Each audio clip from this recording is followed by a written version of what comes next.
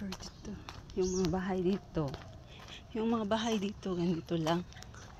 Yan o. Yung dalawang ano lang. Pero maganda. Okay na yan.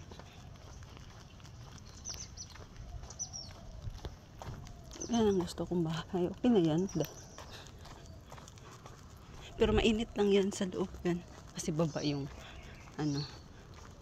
Baba lang yung ano nila. Yan. Baba lang kasi. So, mainit siya.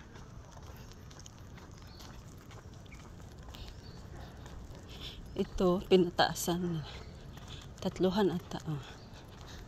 Okay na yan. Mahal na nga to eh.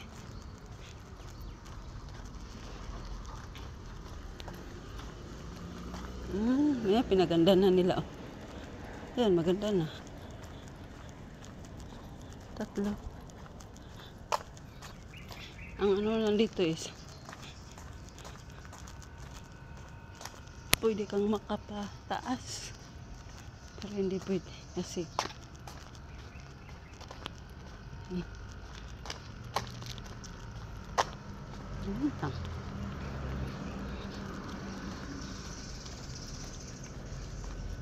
wala lang. Tayo sa ginger. For sale. Sino gustong bumili nito? For sale. Yan, bilhin nyo.